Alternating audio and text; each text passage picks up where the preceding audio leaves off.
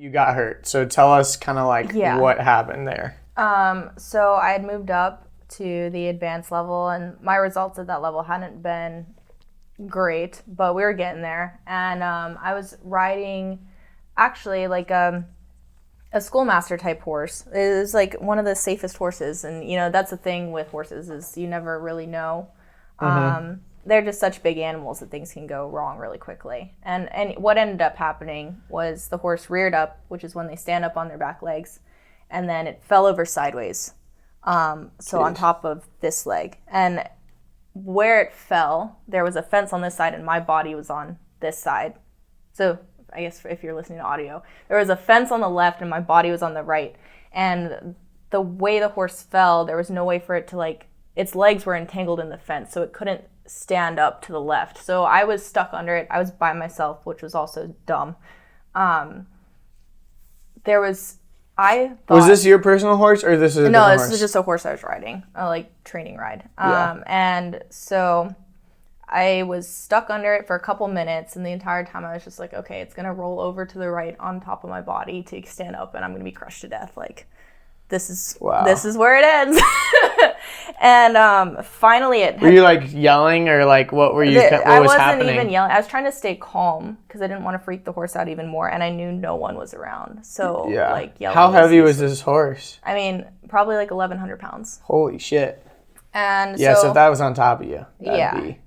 It was on top of this hip and leg. And so it had thrashed around enough to move far enough away from the fence that it was finally able to stand up. And then my foot was still caught all the way in the stirrups, so it drug me on the side. And then you get sucked underneath and you're getting kicked in the face by hooves. And luckily this horse stopped, which normally horses freak out if they have something dragging behind them. It's like a predator latching on. You know what I mean? And they keep wanting to keep And they going. just gallop, and then you're not okay when you're not going to be okay. This horse luckily stopped, and I was able to crunch up and pull. So I fell.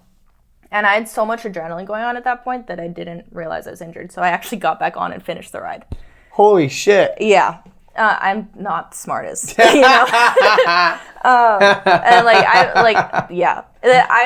want to be tough to the point where I just do dumb shit. Yeah, I know that, and I've gotten better as I've gotten older, but it's still there. And so, I rode it back to the barn, got off, and I was like, my leg feels funny. I can't feel my lower body very much, but at the same time, Did you tell anyone what happened? Yeah, I told the owners, Jen and Kyle, what had happened. Probably not in a way that made it seem as bad as it was, because I didn't want to freak them out. I mostly told them because I was like, oh, this horse fell over. We should take a look at him tomorrow, make sure he's okay.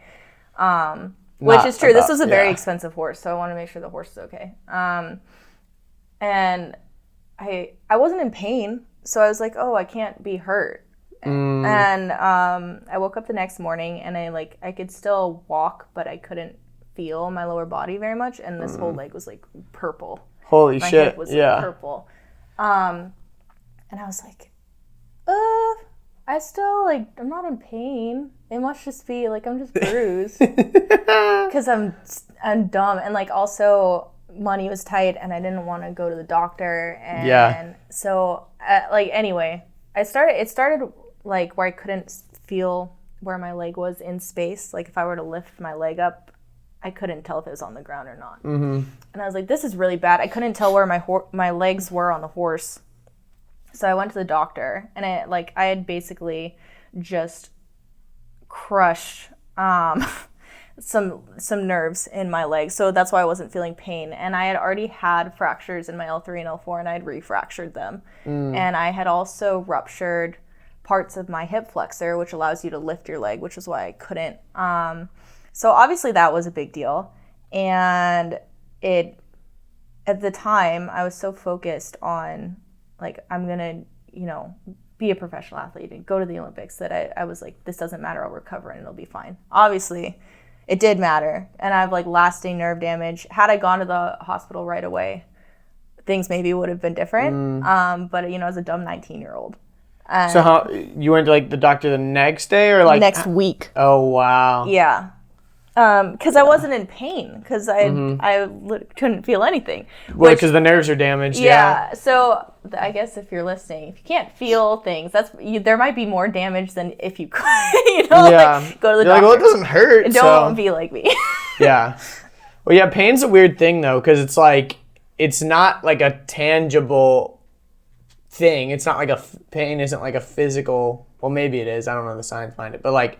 It's a feeling that you're getting, that your body's telling you it's in pain rather than like... Yeah. And there's a reason we have pain responses to let us know something is wrong. So if you don't have that... So there are people that are actually born without the ability to feel pain. And those people tend to die very early because they have no idea if they're sick or if something's wrong. So, and like I still have limited pain. Like I can't feel pain like I used to in this leg, so I have to be careful because I can like cut myself or burn myself and I won't necessarily notice. Yeah. Like I do a lot of artwork with mirrors, so I shatter them, and then I have to be careful about glass shards. They're like, just for example, there was a time, this must have been like a year ago, where I thought I'd clean everything up. Obviously I hadn't, and I ended up stepping on a fairly large glass shard, and I didn't realize it. So I was like going around the house doing chores and like not really paying attention. And I looked down and there's like blood all over the floor. And I was like, what the fuck? And I thought my dog had cut it herself. Because I was like, right? You're like, it's not me. And I was like, where's my dog? Like, what's going on? And it's you. And then I realized that like I have a piece of glass sticking out of my foot. My foot's moving. Yeah. So, ow. Yeah. That reminds me of one time my friend in like elementary, or no, we were like in middle school or something. And he comes into school the next day and he has like something on his foot or whatever. We're like, what happened to your foot? He's like, you guys are not going to believe what happened. And I'm like, what? And he was like coloring like some project with like colored pencils. And he was like just finishing it and like was walking away and did like a flip with the pencil like in midair as he was like walking and like, haha, I'm done. Like flips the pencil. It lands like on the butt and he literally like stepped on the pencil. Oh Lord. And there was like literally pieces of like colored pencil like in his foot forever. But yeah, he was like, yep, stepped onto a colored pencil. I'm an idiot. Yeah. But it reminds me of that because I'm like, the bottom of your foot, it just seems like it would hurt so bad. Yeah, and I just like don't, and even... You can't really feel it though. Yeah, and muscle soreness, it doesn't really feel like muscle soreness on that side. It feels like a weird burning sensation, like you're like falling asleep. Yeah. So it's just a different... Like, a different sensation. Your body has to tell you in different ways. Yeah, and I like have a few balance issues, and I still have... My spatial awareness isn't perfect. Yeah. But it's a lot better. And I mean, I was told that I would probably not walk without a cane ever again. Oh, wow. So in the beginning, you were walking with a cane? Yeah, I was in a wheelchair for a little bit. Wow. And then I had... And you said what was all damaged again? It was like the hip and part of your spinal cord too? Hip flexor, and then my L3 and L4 were... That was like... That was the fourth time I had fractured them. I had pars fractures. Just from doing all the dumb shit on the farm. But yeah. And I also had a genetic predisposition to them as well. So a lot of people can actually have pars fractures and they never know it. It never causes them pain. Maybe a little bit later in life they'll have more of a predisposition towards arthritis. But you know, once you reach 50, 60, you expect to have a little bit of back pain. It's not bad. But mine were severe enough and in a bad enough place that they had been affecting me since I was like 12. Oh, wow. So it was the combination of what I was predisposed to and that injury that finally kind of did me in. Yeah.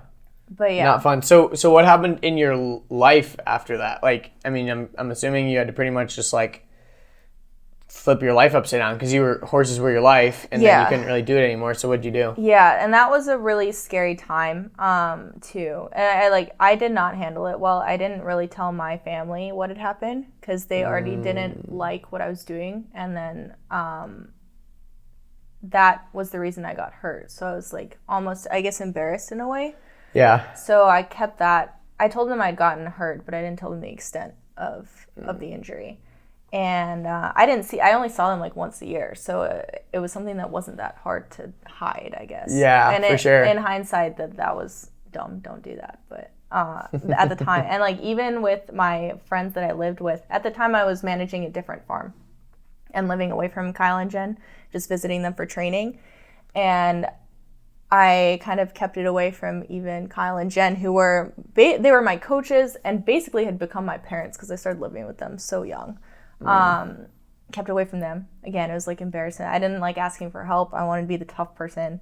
And so I was just like holed up on the farm I was managing, doing my best to manage it while I was injured. And then I started trailering horses around. And you said you were like in a wheelchair at the time, or like not really, or? Yeah, so I was like, I used a wheelchair most of the time for about 4 or 5 months. Wow. And then and you were still working on the farm, like doing what you could with that? Doing what I could. Wow. That's awesome. It was. I mean, not awesome. Yeah, it was rough. But I was just doing what I could. And so I started trailering horses all around. Are you good? Yeah, I lost my foam thing. Oh. I don't even think I need it anyways. But yeah, it was really rough. And I like isolated myself. And I was already kind of like an angry, cynical teenager. And that made it even worse. And then at some point I realized like, I'm pushing everyone away that cares about me and like would want to help me. Why am I doing that? Yeah. And so I came to that realization, and it, especially like, I think you hear this a lot with people that have near-death experiences. It makes you kind of realize what is important to you and what's not. Mm-hmm. And it took me a while because I'm like a little It's in perspective. But like 6 months after, I started gaining some perspective. And once I really decided to like not, I have a tendency to just be like, oh, everything's fine. That meme where the dog is sitting and where all the flames are around it. Yeah. Like, everything's fine. I do that. This is fine. Yeah. Everything's fine. It took me about 6 months, but I realized, like, oh, everything's not fine. And I need to make some big changes to my personal life because I was just being kind of a shit person. Like, I've been so focused on my career and getting to, like, achieving my goals. I had so much tunnel vision that I had, like, isolated myself from my family. I didn't have any friends. I had never dated. I was 19 and never even, like, kissed a boy. Like, at all. And so then I feel like that's, like, kind of stereotype, like, horse girl, though. Like, just, like kind of weird, like, a little bit, like just so focused on like horse stuff that you're like all the guys are like, who's that girl? And they're like, oh, she's like weird, she's into horses and shit. Especially in the US, there's like a weird definitely like the crazy horse girl. Yeah, literally, like she draws horses all day in class. Exactly. Were you drawing horses too? Like, because I actually drew a lot of saltwater fish. I was obsessed with those as a kid, but I did draw horses too.